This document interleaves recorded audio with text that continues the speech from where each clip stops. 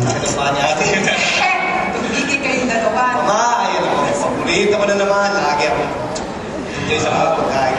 Nagluto din ako ng isang taon na ganito. Alam ko, favorite na ako. Siyempre, mama. Lagi ko favorite ka. Matanda pa yan ang palito. Siguro, ngayon ka lang ulit mo kanyang lasa ng pagkain. Balita ko sa mundo, wala kayong kinakain kundi talpos ng kamot. Alam mo, baka dumating ang araw na kayo-kayo ay magkainan.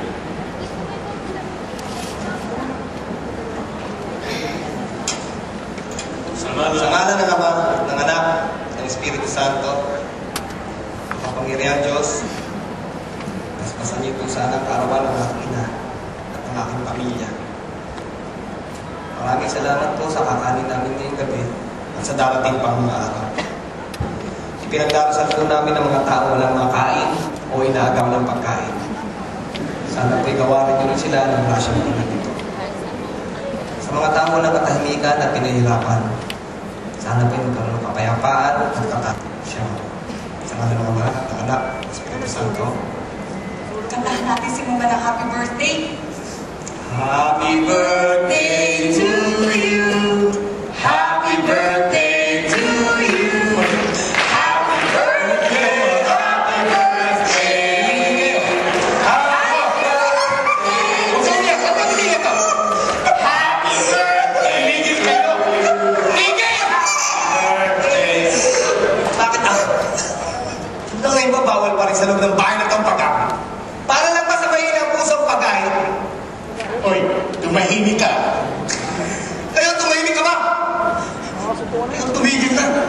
Stop treating your family like military battalion. Kontento sila sa pamamalakad ko. Wala silang reklamo. Dahil natakot sila sa'yo. Isang kasinungalingan! Sa malaking katotohanan. Pinaikot nyo kami parang mga sundalo nyo. Tignan niyo si Mama. Dekorasyon lang sa bahay na to. Lahat ng desisyon sa inyo. At sa amin, kayong nasusunod. Ang tasang pagsasama yan. Magkasama kayo sa ligaya, pero sa ibang bagay, hindi na. Tumigil ka! Hindi sasamain ka! Tama na, Miguel. Manuel. Sige, murahin niyo ako. Pero tignan niyo ang pamilya niyo. Si Anin. Medisina ba ang kursong gusto niya po? Nabasa niyo na ba ang mga tulada? Alam niyo bang 25 anyos na yan dahil wala parang experience sa babae? At nagiging libangan na lang ng mga sugat ng katawan at mga dead bodies. Fatin, nag-umpisa ng kaklase niya sa kolehiyo. Anong ginawa niyo? Pinakasal niyo siya sa lalaki na kapunti sa kanya. Anak kasi ng amigo niyong General din. Nakakaya kasi siya isang diskarsyata. Pero tinanong niyo ba siya kung mahal niya yung lalaki? Pinaniwalaan niyo ba siya nang sinabi niya sa inyo? Dinugbog siya! Dahil sinabi siya niyo dahil baka niyo sa patayin. Sinabi niyo, babae ka, pakayag ka. Oo, Ma. Tinawa niyo ba sa paghanap ko ng kahulugan ng aking panata? Tinawa niyo ba kami? Hinahan niyo ba kami? Hindi niyo kami itinuloy na sarili niyong tugot naman! Bakit ang ginagawa ko? Ay para sa kabutihan ng pamilya nito! May magsalita. Nakita niyo na kaya niyong lumaban.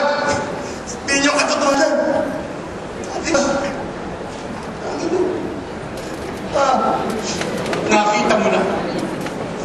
Ano ba kayo? Takot na naman ba kayo? Aral ito sa'yo, Miguel. Don't speak for your family when your family does not speak for you. Tama si Miguel ba? Sawa na. Pinagkailan na ako sa kapayo ko ng pagtiis.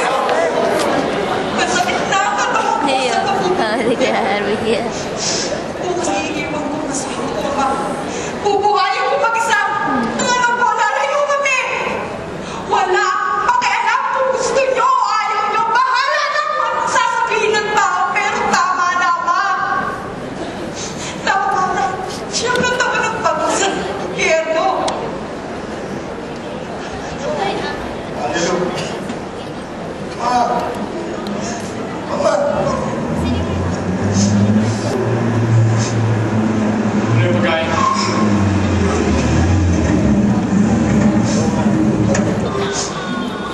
Bisita tayo.